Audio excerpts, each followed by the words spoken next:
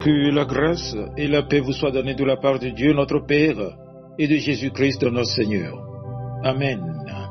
Le texte biblique de ce lundi 9 février 2026 est tiré du livre de Néhémie, au chapitre 1, du verset 1 au verset 11. Le thème de ce jour est le suivant: intercède pour ton peuple. Prions. Seigneur notre Dieu, ouvre nos cœurs et nos esprits par la lumière de ton Esprit Saint. Donne-nous de comprendre ta parole, de l'accueillir avec foi et de la mettre en pratique avec sincérité. Amen. Parole de Néhémie, fils de Hakalia. Au mois de Kislev, la 20e année, comme j'étais à Suse dans la capitale, Anani, l'un de mes frères, et quelques hommes arrivèrent de Juda. Je les questionnai au sujet des Juifs réchappés qui étaient restés de la captivité et au sujet de Jérusalem. Ils me répondirent: ceux qui sont restés de la captivité sont là, dans la province, au comble du malheur et de l'opprobre. Les murailles de Jérusalem sont en ruine et ses portes sont consumées par le feu. Lorsque j'entendis ces choses, je m'assis, je pleurai et je fus plusieurs jours dans la désolation. Je jeûnai et je priai devant le Seigneur des cieux et je dis: ô Éternel Dieu des cieux, Dieu grand et redoutable, toi qui gardes ton alliance et qui fais miséricorde à ceux qui t'aiment et qui observent tes commandements, que ton oreille soit attentive et que tes yeux soient ouverts. Écoute la prière que ton serviteur t'adresse en ce moment, jour et nuit, pour tes serviteurs, les enfants d'Israël, en confessant les péchés des enfants d'Israël, nos péchés contre toi, car moi et la maison de mon Père, nous avons péché. Nous t'avons offensé et nous n'avons point observé les commandements, les lois et les ordonnances que tu prescrivis à Moïse, ton serviteur. Souviens-toi de cette parole que tu donnas ordre à Moïse, ton serviteur, de prononcer. Lorsque vous pécherez, je vous dispenserai parmi les peuples. Mais si vous revenez à moi, et si vous observez mes commandements et les mettez en pratique, alors quand vous seriez exilés à l'extrémité du ciel, de là, je vous rassemblerai et je vous ramènerai dans le lieu que j'ai choisi pour y faire résider mon nom. Ils sont tes serviteurs et ton peuple que tu as racheté par ta grande puissance et par ta main forte. Ah Seigneur, que ton oreille soit attentive à la prière de ton serviteur et à la prière de tes serviteurs qui veulent craindre ton nom.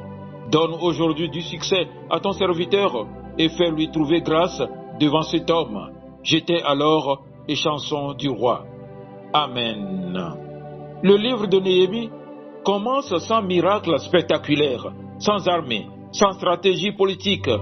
Il commence par une nouvelle douloureuse et par un homme à genoux.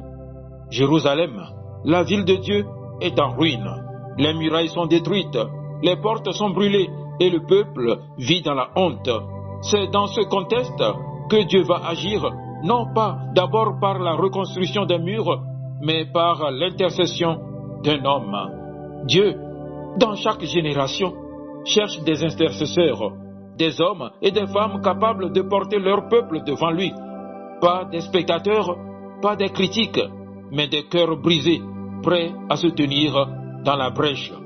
Néhémie nous montre que la restauration collective commence toujours par une prière sincère. Lorsque Néhémie apprend l'état de Jérusalem, sa réaction est immédiate et profonde. Je m'assis, je pleurai et je fus plusieurs jours dans le deuil. Je jeûnai et je priai devant le Dieu des cieux. Néhémie n'est pas à Jérusalem. Il vit dans un certain confort au palais du roi. Pourtant, la douleur de son peuple devient la sienne. Il ne reste pas indifférent. Il ne se contente pas de dire « c'est triste ». Il laisse cette nouvelle briser son cœur. L'intercesseur est quelqu'un qui accepte d'être affecté. Il refuse l'indifférence spirituelle. Il pleure quand le peuple souffre, quand l'Église est affaiblie, quand la nation s'éloigne de Dieu. Aujourd'hui, Dieu nous pose la même question. Avons-nous encore un cœur sensible à l'état spirituel de notre peuple? Avant de parler du problème, Néhémie parle de Dieu. Ah Seigneur, Dieu qui est au ciel, Dieu grand et terrible, tu gardes ton alliance avec ceux qui obéissent à tes commandements, tu restes fidèle à ceux qui t'aiment. Il commence par l'adoration. Il se rappelle à lui-même qui est Dieu. L'intercession véritable ne commence pas par la peur, mais par la foi. Elle reconnaît que Dieu est fidèle, puissant et digne de confiance. Quand nous intercédons, nous ne parlons pas à un Dieu impuissant ou indifférent. Nous parlons au Dieu de l'Alliance. Plus notre vision de Dieu est grande, plus notre prière devient forte. Néhémie poursuit sa prière par une confession, mais elle est particulière. Il ne dit pas « ils ont péché ».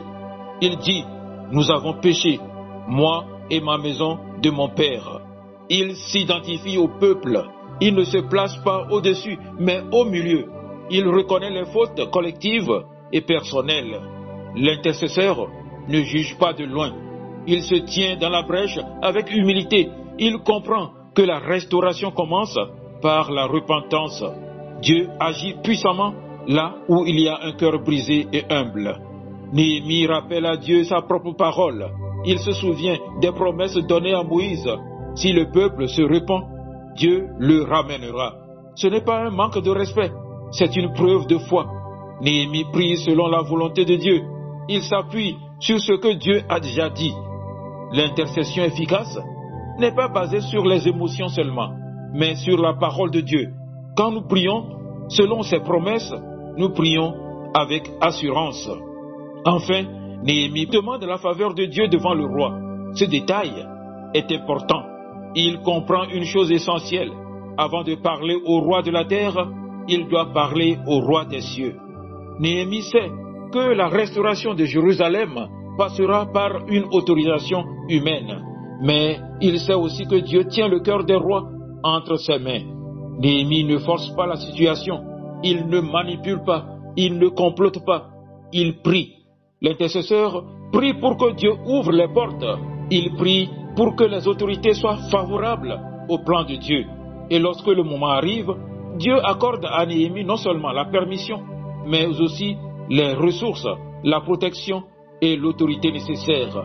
L'intercession authentique nous prépare toujours à devenir une réponse à nos propres prières. Chers frères et sœurs, avant de reconstruire des murs, Dieu reconstruit des cœurs. Avant de changer une nation, Dieu cherche un intercesseur. Aujourd'hui encore, Dieu appelle des hommes et des femmes capables de dire « Seigneur, me voici, je porte mon peuple devant toi ». Que Dieu nous donne le cœur de Néhémie, un cœur sensible, une prière humble, une foi fondée sur les promesses et une disponibilité totale pour sa mission. Seigneur, fais de nous des intercesseurs fidèles, des intercesseurs pour notre famille, notre Église et notre nation. Brise notre indifférence, restaure notre compassion et utilise-nous pour la restauration de ton peuple au nom de Jésus-Christ. Amen. Agréable journée à vous tous.